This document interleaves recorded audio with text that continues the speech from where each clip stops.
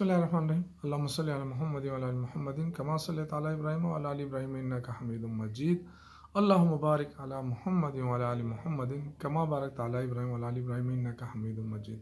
अस्सलाम वालेकुम, मैं हूं शौकत यूसुफ से और आज बड़े इम्पॉर्टेंट इशू पे मैं बात करना चाहता हूं।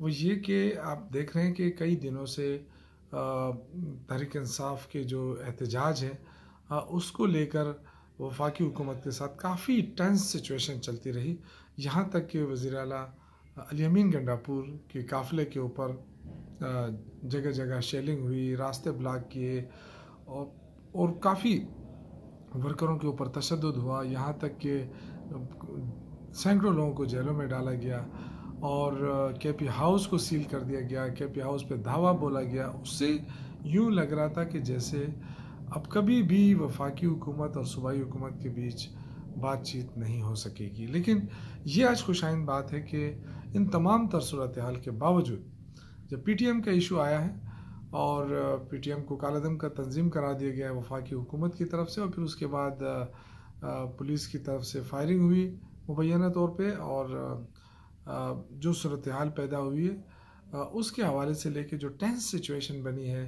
इस सूबे में, तो ये खुशाइन बात है कि यहाँ पे वज़ीर आला हाउस के अंदर आज बड़ी इम्पॉर्टेंट मीटिंग बुलाई गई है। और उसमें खुशाइन इसलिए मैं कह रहा हूँ कि उसमें वज़ीर दाखिला भी आ रहे हैं, गवर्नर भी आ रहे हैं और तमाम पार्टियों के लीडर्स भी आ रहे हैं। ऑल पार्टीज़ कॉन्फ्रेंस का नाम दिया गया है इसको। और ये अच्छी बात ये है कि ये एक मुश्किल सूरत हाल है सूबे के लिए भी, मुल्क के लिए भी, और उस सूरत हाल से निकलने के लिए आज तमाम लीडरशिप वो बैठेगी वज़ीर आला हाउस में और वहाँ बैठकर वो सर जोड़कर कोई हल तलाश करेगी। तो ये है इम्पॉर्टेंट बात। और क्योंकि वज़ीर दाखिला का आना, गवर्नर का आना, ये वो लोग हैं जो सूबाई हुकूमत के ख़िलाफ़ बयानबाजी भी करते रहे और यहाँ से भी ठीक ठाक गोलाबारी होती रही और यूँ लग रहा था कि सिचुएशन काफ़ी टेंस हो जाएगी और गवर्नर तक की बातें होने लगी। लेकिन एकदम सूरत हाल, चूँकि सियासी सूरत हाल बदलने में टाइम नहीं लगता है, और इसलिए मैं ये कहता हूँ कि सियासी जो है उसको ज़ाती दुश्मनियों में ना बदला जाए। सियासत सियासत होती है और अगर आप मुल्क के लिए करेंगे तो आपको कोई रुकावट नहीं होगी एक दूसरे के साथ मिल बैठने में। तो ये खुशाइन बात है कि आज सारे मिल बैठकर इस मसले का हल निकालेंगे, क्योंकि बहुत ज़्यादा टेंस चल रही है इस वक्त। PTM की काफ़ी